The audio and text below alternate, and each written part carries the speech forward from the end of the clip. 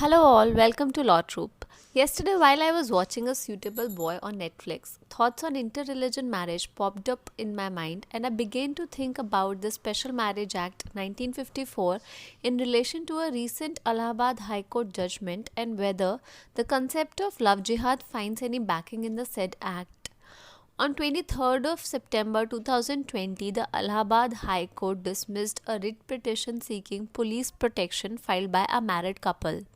The girl was a Muslim by birth and she converted her religion to Hinduism just a month before the marriage was solemnized, which clearly revealed to the court that the said conversion has taken place only for the purpose of marriage. The Allahabad High Court judgment referred a 2014 judgment in Noor Jahan Begum alias Anjali Mishra and another versus State of UP and others, in which it was observed that conversion just for the purpose of marriage is unacceptable. Young people these days do not want to blindly follow their parents, whether in their career choices or for the purpose of marriage. That is why we find more number of intercaste and interreligion marriages nowadays because there are no more taboos as they were once considered. There are religion conversions too, and sometimes they are alleged to be forceful. However, as we have seen, such conversions solely for marriage are invalid. Maybe people still think it is essential under law to renounce their religion or to convert to some other religion before interreligion marriage because a similar law as Special Marriage Act was in place in 1872. But under that 1872 law, it was essential renouncing one's religion before marrying a person of the other faith. In another judgment, the Allahabad High Court had observed that if two persons professing different religion wish to marry, they can do so under Special Marriage Act, which is one of the earliest endeavors towards uniform civil code, and they do not have to convert their religion. This, in effect, corresponds to the right to freedom of religion under our constitution. Here is more on the Special Marriage Act one should be aware about. The Special Marriage Act was enacted in 1954 as part of a series of reforms to personal laws in our country by our then Prime Minister Pandit Jawaharlal Nehru. It aims to achieve a uniform civil code as envisaged under Article 44 of our Indian Constitution. It is a progressive legislation and deals with intercaste and interreligion or interfaith marriages, as such marriages cannot be solemnized under personal laws.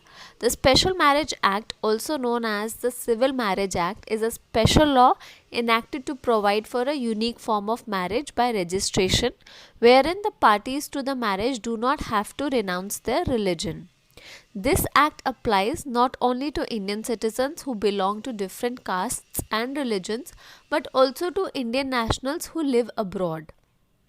Although marriage laws only allow the registration of an already solemnized marriage under personal laws, the Special Marriage Act provides for both solemnization and legal registration. Therefore, one does not require any further distinct ceremonies, rituals, or functions for the purpose of marriage under this act. Interestingly, even if both the parties belong to the same religion and got married as per their religious practices, they may choose to register their marriage under the Special Marriage Act. Succession to the property of persons married under this act or whose marriage is registered under this act will be governed under the Indian Succession Act. You need to know the basic conditions laid down under Section 4 to qualify for marriage under the Special Marriage Act, which are very limited unlike the conditions specified in our personal laws. The following are those conditions.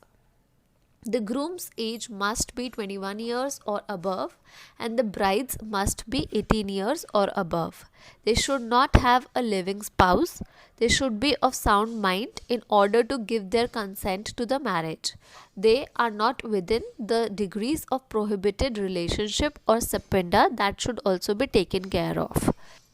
If the parties qualify these conditions, they become eligible to file with the concerned district's marriage registrar or officer a notice stating their intention to marry each other. This notice is published by him and objections are invited.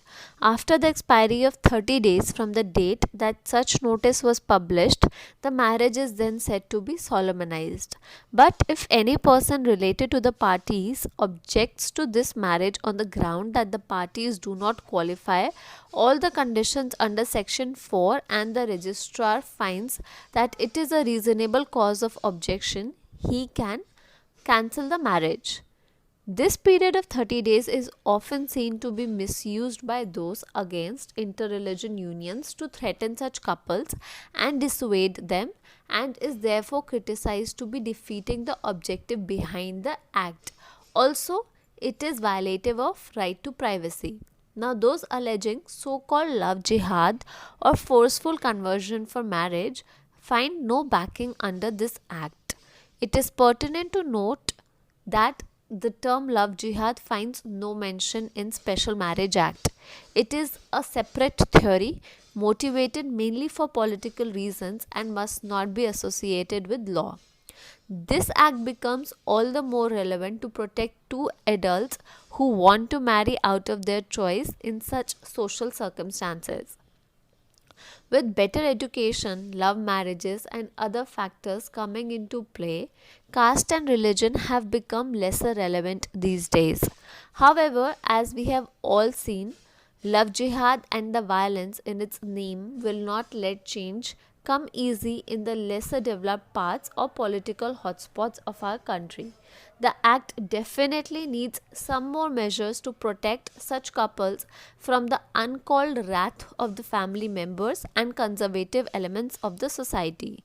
PILs are pending in the Supreme Court seeking amendment of 30-day notice period. We are awaiting the decision and hopefully it will uphold the true spirit in Mughal Azam's song जब प्यार किया तो डरना क्या. Thank you for watching this video. Please like and share this video and subscribe to Law Troop.